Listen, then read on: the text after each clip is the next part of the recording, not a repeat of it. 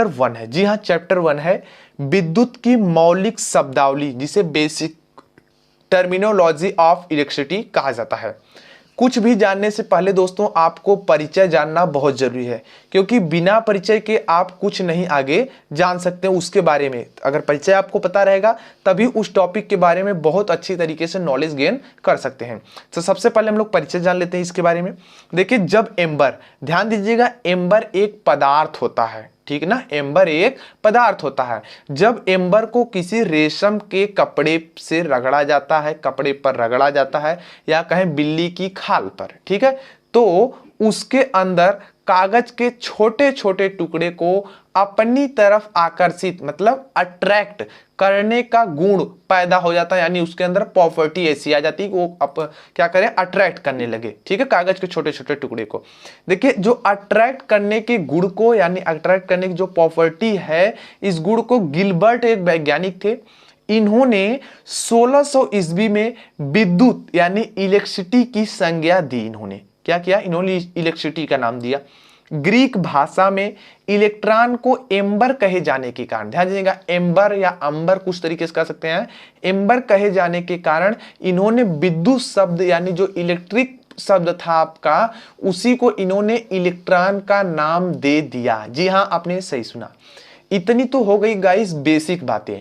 अब हम लोग जान लेते हैं कि भैया मुक्त इलेक्ट्रॉन क्या होते हैं, ठीक है। कोई भी पूछ सकता है, भैया बताओ फ्री इलेक्ट्रॉन क्या होते हैं, मुक्त इलेक्ट्रॉन क्या होते हैं। देखिए, किसी भी परमाणु के बाहरी कक्षा, किसी भी परमाणु के बाहरी कक्षा के वे इलेक्ट्रॉन जो नाभिक से अपेक्षाकृत कम बल से बंधे होते हैं, ध्यान दीजिएगा, नाभिक से कम बल से बंधे होते हैं, एवं थोड़ी सी बाह्य ऊर्जा प्राप्त करके, ध्यान दीजिएगा, थोड़ी सी बाह्य ऊर्जा प्राप्त करके अपनी कक्षा को छोड़ देते हैं, एवं पदार्थ में विचरण करने के लिए स्वतंत्र होते हैं, मुक्त इलेक्ट्रॉन कहलाते हैं। तो देखा आपने कितनी अमेजिंग तरीके से परिभाषा है। चलिए अगले टॉपिक्स पे हम बात कर लेते हैं। मुक्त इलेक्ट्रॉनों की संख्या के आधार पर पदार्थों का वर्गीकरण, मीन्स क्या हुआ, classification of material on the basic of free electrons. देखिए, मुक्त इलेक्ट्रॉनों की संख्या के आधार पर विद्युत इंजीनियरिंग पदार्थ की निम्नलिखित 3 प्रकार से बांटा जा सकता है। सबसे पहला चालक, जिसे कंडक्टर बोलते हैं, उसके बाद विद्युत रोधी यानी कुचालक, जिसे इंसुलेटर बोलते हैं, उसके बाद बात करें तो अर्धचालक, जिसे सेमीकंडक्टर के नाम से जाना जाता है। इलेक्ट्रॉन के बेसिस पे हम लोग जान लेते हैं चालक यानी कंडक्टर की परिभाषाएं क्या होती हैं।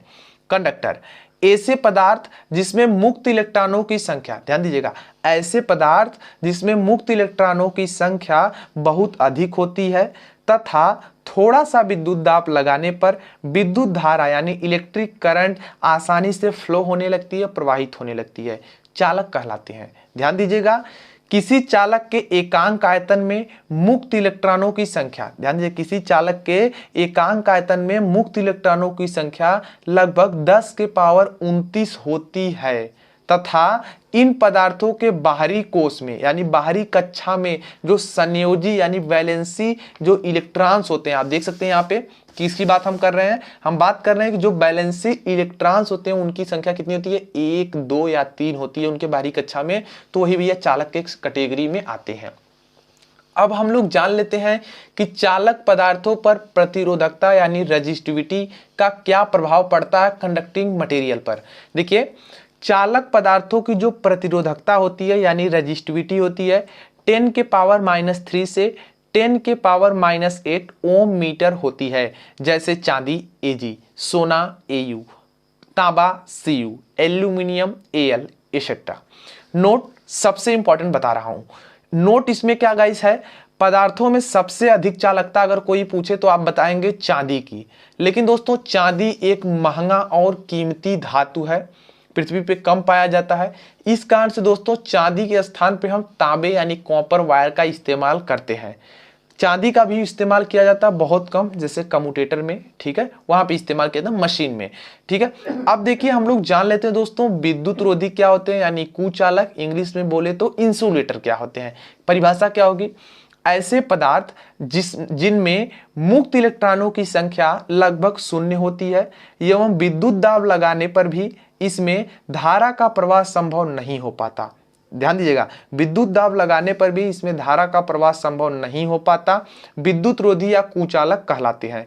ऐसे पदार्थों के बाहरी कक्षा में संयोजी इलेक्ट्रॉन की संख्या 5, 6 या 7 होती है एवं इनकी प्रतिरोधकता यानी रेजिस्टिविटी 10 के पावर 3 से, ध्यान दीजिएगा माइनस नहीं प्लस में है, 10 के पावर 3 से 10 के पावर 18 ओम मीटर, ओम मीटर क्या है, इसका मात्रक होता है प्रतिरोधकता का यानी रेजिस्टिविटी का, के क्रम में होती है।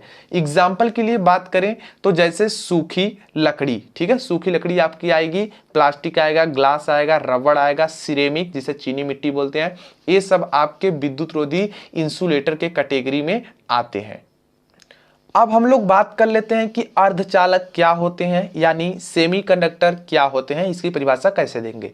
ऐसे पदार्थ जो न तो पूर्णतः चालक होते हैं और न ही पूर्णतः विद्युत रोधी होते हैं, अर्धचालक पदार्थ कहलाते हैं, यानी दोनों के बीच के होते हैं, यानी चालक और इंसुलेटर के बीच के होते हैं, उसी पदार्थ को अर्धचालक कहते हैं।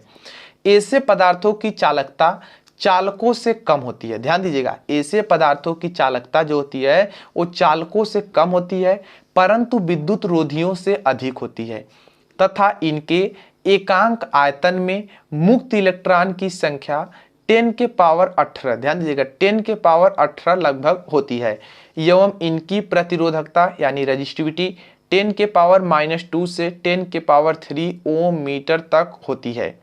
इनके बाहरी कक्षा में संयोजी इलेक्ट्रॉन की संख्या 4 होती है, ध्यान दीजिएगा इनके बाहरी कोश में जो इलेक्ट्रॉन्स होते हैं वो 4 होते हैं। एग्जाम्पल के लिए कार्बन, सिलिकॉन, जर्मेनियम एक्सेट्रा इसके अंतर्गत आएंगे।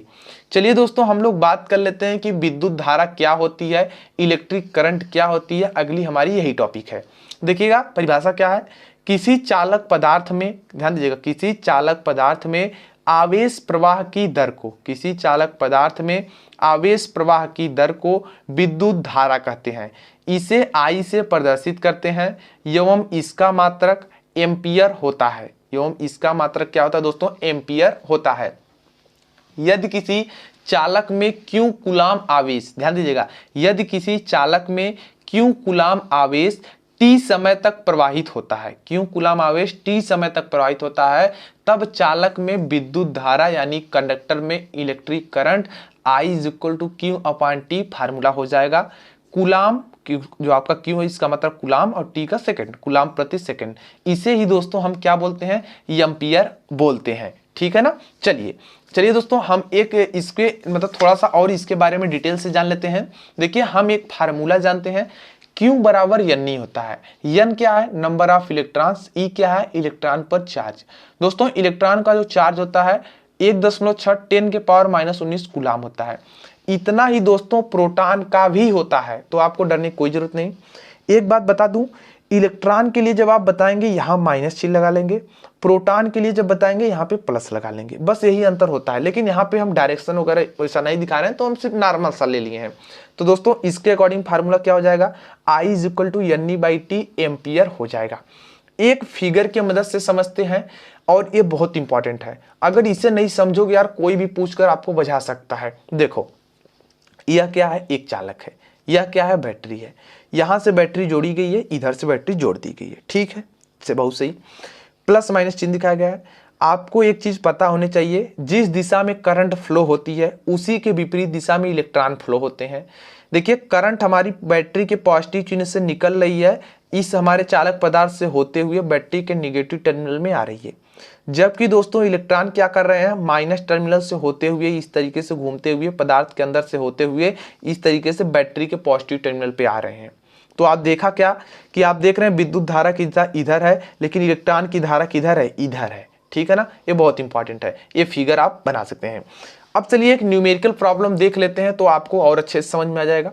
ये न्यूमेरिकल प्रॉब्लम क्या बताऊं दोस्तों कि पहले एक बार ये वीडियो बनाई गई थी, लेकिन किसी कारणवश से यार डिलीट हो गई, फिर से शूट किया जा रहा है, इसलिए इस न्यूमेरिकल को यहाँ पे मतलब सॉल्व नहीं कर रहे हैं, पहले से सॉल्व था तो वो देख लीजिए। देखिए क्या है यहाँ कहा जा रहा है, यदि किसी चालक में 10 के पावर 22 इलेक्ट्रॉन 20 सेकंड में, ध्यान दीजिएगा 10 के पावर 22 इलेक्ट्रॉन 20 सेकंड में प्रवाहित होते हैं, तब चालक में विद्युत धारा कितनी प्रवाहित होगी। वी हैव गिवन मतलब दिया गया है, N = क्या दिया है, 10 के पावर 22, T = 20 सेकंड, ई इलेक्ट्रॉन पर चार्ज कितने होते हैं 1.6 10⁻⁻19 कूलम, माइनस चिन्ह देते हैं, वो इलेक्ट्रॉन प्रोटॉन के कारण होते हैं, लेकिन यहाँ पर नहीं देने की जरूरत है। देखिए I इज इक्वल टू आपने क्या पढ़ा, NE/T होता है सूत्र से, आप NE सबका मान रखें, आपने 19/22 में से घटा दिया भाई, आपको 10⁻³ बच जाएंगे, यानी 1000 बचेगा। 1.6 ऐसे रहेगा 1000, नीचे रहेगा 20 और यहाँ कैंसिल कर लेंगे एक 0 से यहाँ, और यहाँ से जब कर लेंगे भाई 50, और जब 1.6 में 50 का गुणा करेंगे तो I इज इक्वल टू 80 आएगा। यानी दोस्तों इस मतलब ये जो क्वेश्चन की बात की जा रही है इसमें दोस्तों 80 एम्पियर की धारा फ्लो हो रही है। चलिए दोस्तों अब हम लोग जान लेते हैं कि विद्युत विभव क्या होता है, यानी इलेक्ट्रिक पोटेंशियल क्या होता है, वेरी मोस्ट इंपॉर्टेंट है। देखिए किसी एकांक धन आवेश को अनंत से किसी बिंदु तक लाने में किया गया कार्य विद्युत विभव कहलाता है। इसे V से प्रदर्शित करते हैं तथा इसका मात्रक जूल प्रति कूलम होता है, जिसे दोस्तों हम वोल्ट बोलते हैं। माना यदि Q कूलम आवेश को, ध्यान दीजिएगा, माना यदि Q कूलम आवेश को अनंत से किसी बिंदु तक लाने में किया गया कार्य W जूल हो तो वैद्युत विभव V is equal to W/Q या Q नॉट भी बोलते हैं, उससे आपको नहीं घबराना है। W का मात्रक जूल होता है यानी कार्य, Q आपका कूलम यानी जूल प्रति कूलम, और जिसे दोस्तों हम क्या बोलते हैं इंग्लिश में वोल्ट बोलते हैं, इसका मात्रक हो जाता है। अब हम लोग जान लेते हैं दोस्तों पोटेंशियल डिफरेंस क्या होता है, यानी विभवांतर क्या होता है, मोस्ट इंपॉर्टेंट है। देखिए किन्हीं दो विभवों के अंतर को विभवांतर कहा जाता है, इसे V से प्रदर्शित करते हैं। ध्यान दीजिए क्या हमने परिभाषा बताई, किन्हीं दो विभवों के अंतर को विभवांतर कहा जाता है, इसे V से प्रदर्शित करते हैं। एवं इसका मात्रक वोल्ट होता है। यदि दो आवेशों पर विभव क्रमशः V1 तथा V2 है, तब दोनों आवेशों के मध्य विभवांतर का सूत्र दोस्तों क्या हो जाएगा, V is equal to V1 - V2 volt हो जाएगा। ठीक है, चलिए दोस्तों हम लोग अगली टॉपिक के बारे में बात कर लेते हैं, जिसका नाम है विद्युत वाहक बल, जिसे इंग्लिश में बोलते हैं इलेक्ट्रोमोटिव फोर्स या तो कहें EMF। और इसके बाद हम लोग जान लेंगे वोल्टेज के बारे में।